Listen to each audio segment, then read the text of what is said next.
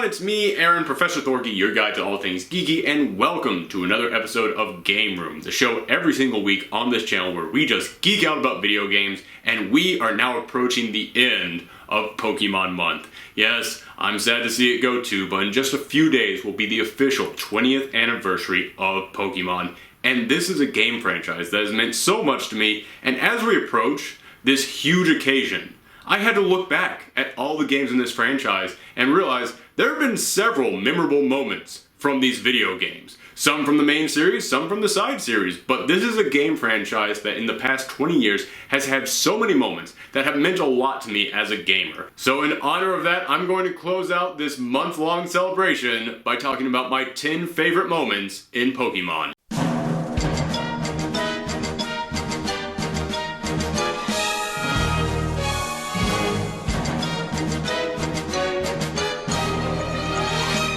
Now, like with any of my top 10s, there's a couple of rules that we have to go over before we begin. First off, these are moments just from the games. We're not talking about the anime, we're not talking about the movies, we're not talking about the manga, we're not talking about the business decisions that went on behind the scenes of the making of Pokemon. We are just talking about moments from the games themselves. The second rule is that these are moments that anybody could have come across. These are not special codes that you got to find a legendary from GameStop, and it's not things like coming across your first shiny. It's things that anybody probably could have come across if they started playing Pokemon.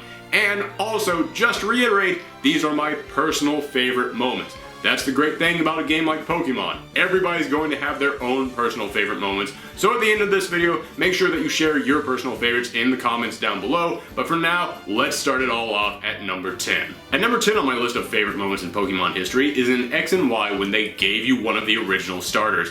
This was a huge moment for me. Because, yeah, we all love those original starters. We love all the starters. And of course, if you're playing a Pokemon game, you want to catch them all. And that can be insanely frustrating because it is so hard to not only track down some of those early games, but then be able to port them all the way from there to your current generation. And with how far up they bumped the graphics in X and Y, you wanted to see Charmander, you wanted to see Bulbasaur, you wanted to see Squirtle, all in this new three-dimensional form. Oh, but it was going to be so hard getting them from Fire Red all the way to this. And then all of a sudden they just go, oh, by the way, one more difficult choice you have to make in this game. Charmander, Squirtle, or Bulbasaur. Which one? Pick now. And I was like, oh my gosh, they just gave it to you. This was a starter. One of the most difficult things to get your hands on, and they just gave it to you because they realized you wanted it. It was total fan service, and I love them for that. At number 9, this moment doesn't actually come from one of the main games, it's actually coming from one of the side games, and it's one of the most popular side games.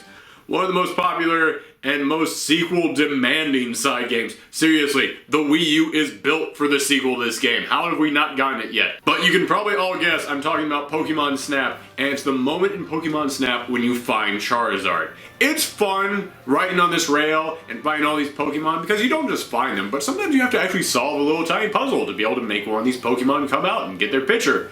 But Charizard had the best intro to any of them. Because you're just riding along these rails, you see a little Charmeleon walking across, you throw an apple at to get its attention, and then oh no, you accidentally knocked it into the lava, oh my gosh, you just threw away your chance to get a photo of Charmeleon, and then all of a sudden the lava transforms it into Charizard, and it bursts out with a roar and lava splashing around.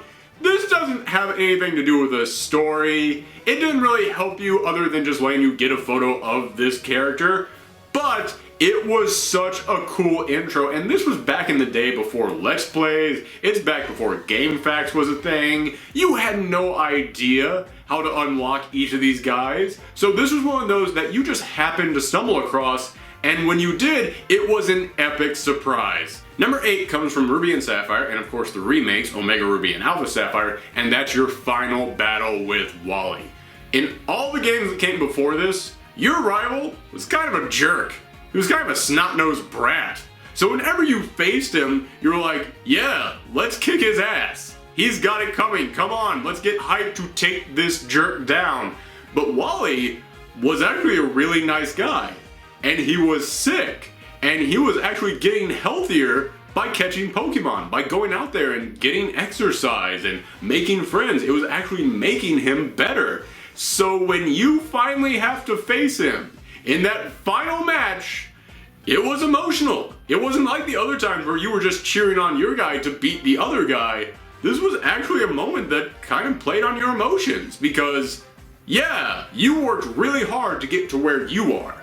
But as hard as you worked, you know, Wally worked and struggled so much more than you did. He's kind of earned this more than you have. In fact, you feel legitimately bad for having to beat him in that final battle.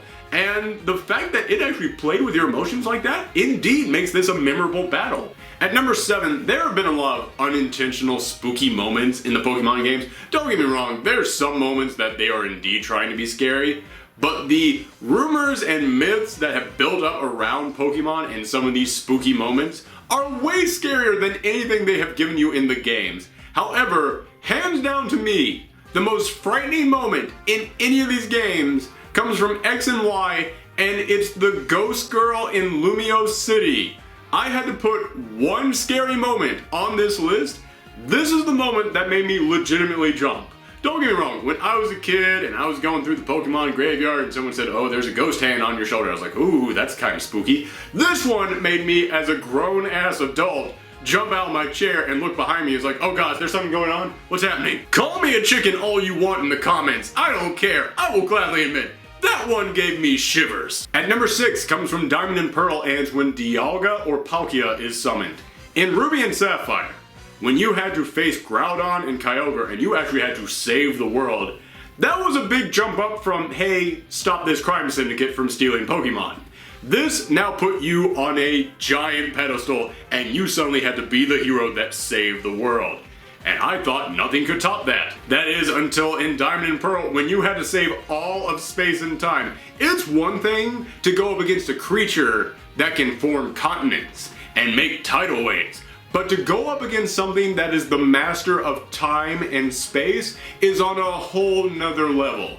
I'll admit, Diamond and Pearl is probably the least memorable of all these games to me, but that moment when Dialga or Palkia just appeared on that platform in a rift in space and time, that was huge to me. At number 5 is unraveling the mystery of Mew and Mewtwo in the original Red and Blue. There have been a lot of mysteries in the Pokemon games. That's one of the things I kind of like about it, is that you can tell the people making these games have a whole backstory in their minds that they're not willing to share. They just want to give us a few little hints here and there.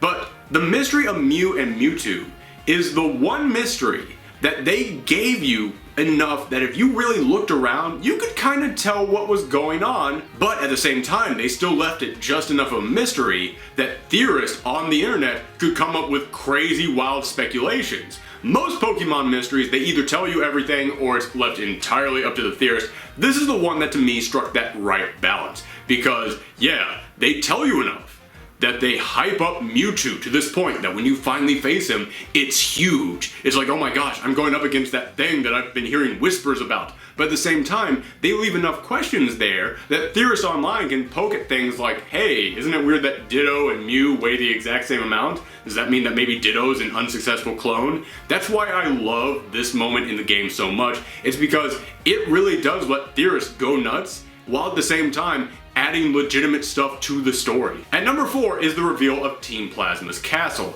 Now, in all the previous Pokemon games, the villains were always there as the B plot, because the A plot was always, I gotta reach the Elite Four and beat the champion. In all those other games, you would fight the villains, but then you'd defeat them early, and then you'd have to still go on to continue your main goal.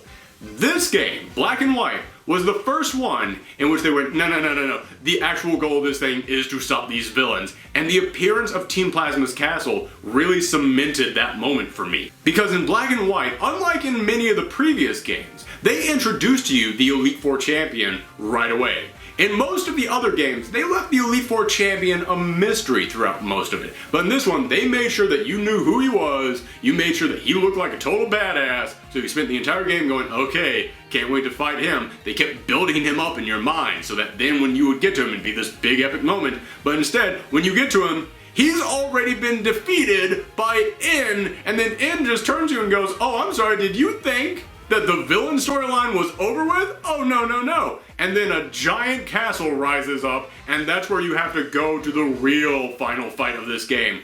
That's why I love the moment that castle came up, because it completely blindsided me and made me go, oh shoot, these villains mean business. At number 3 is the Delta episode from Omega Ruby and Alpha Sapphire. Now this one's great. Not just because it introduces a fun new character, not because it has you capture not only one legendary, but then go into space to fight another legendary in this big epic battle.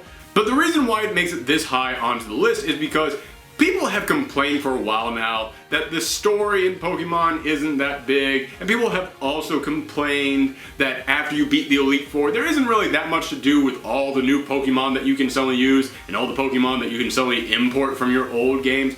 Those are two legitimate complaints that people have made. So the Delta episode in Omega Ruby and Alpha Sapphire kind of was the answer to that. It came in and went, oh, you beat the Elite Four? Now you can suddenly use your Pokemon from the previous games? Okay, here's a whole new epic storyline that has you going back all across the world to face two giant godlike Pokemon with this great new character introduced to guide you through it. And yeah, it's kind of what we wanted. That is why it makes it up this high. It's because, once again, fan service. You gave us the exact thing we had been asking for, and you kind of nailed it. At number 2, we're going all the way back to Red and Blue, and it has to be when you face the head of the Elite Four, and it's your rival, Gary, or Blue, or whatever you happen to call him. The thing that made this final battle so great is that, like I said with Pokemon Snap, this came out in the days before Let's Players. It came out in the days before you could just go on the internet and find out what happens in the storyline, or look up a guide that told you every single thing that was going to happen. Back in those days, if you want to know what was going to happen in your video games, you had to go out and buy a strategy guide, which many of us were not willing to do, but I actually did do it for those original games because I did want to catch them all. But even in that strategy guide, they wanted to keep it so secret. They had no mention of an Elite Four champion. And no one in this game mentioned it either. Throughout this entire game, they just kept saying, you gotta fight the Elite Four, you gotta get good enough to beat the Elite Four, you gotta get good enough to face these 4 exact people. Not 5, just 4. There's only gonna be 4. There's no way there's a 5th guy. So when you get there and you beat that leader, I remember that moment, which I was so relieved because I fought so hard for it and worked so hard and struggled so much. But then he comes in and just goes, oh, one more thing. You're not actually the champion of the Elite Four. Someone beat you to it just a few moments ago, and you have to now fight them. And I'm sure if I had had time to sit down and think about it, I would have realized who it had to be. But I had no idea this was coming. My jaw dropped. I was speechless. I didn't know there was going to be someone else. So I had no time to think about who this was going to be, and then it was revealed that it was your rival. Oh my gosh, that was one of the biggest shocks to me in my young gaming life.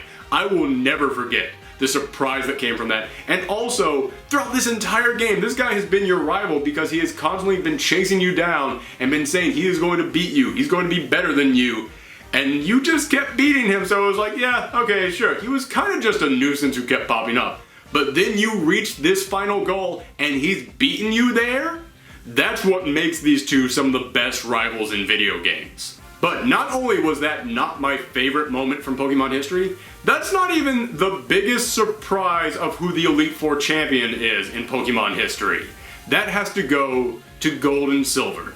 When you fought through all those 8 gyms, and then you went back to the original game, and you fought through all those 8 gyms, and then you fought their Elite Four, and they tell you, oh, our champion? Yeah, our champion is not here right now. He's at the top of this mountain. And then you climb to the top of this mountain, which is just an epic setting for a final battle, and you don't know who it's going to be. You already fought your rival, no way they're going to pull that same trick over again, and then you get to the top, and it's Red.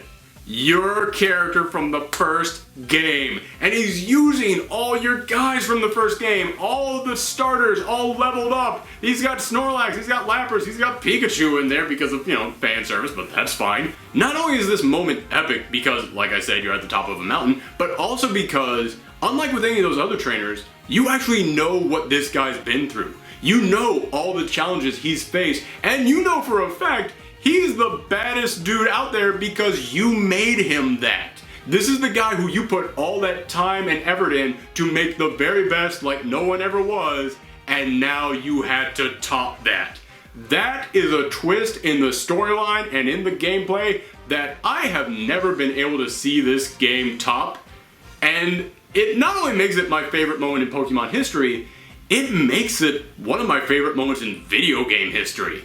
But like I said, that's just me. Let me know in the comments down below what your favorite moments in Pokemon were. Also, if you like this video, then make sure to hit that thumb up, make sure to leave a nice comment down below, I always appreciate that, and make sure to subscribe. Also, if you want to share this around the web, that is the best way to help out this channel. I appreciate everyone who's been doing that. And if you want to see some other stuff from Pokemon Month, then make sure you click on the videos at the end of this. Thank you guys very much for watching, and thank you for sticking with me all throughout Pokemon Month. I might try and put up another little thing before this month is over with, but no promises. But even if I don't, I thank you all for sticking with me throughout every single one of these videos. Thank you very much. Come back next time.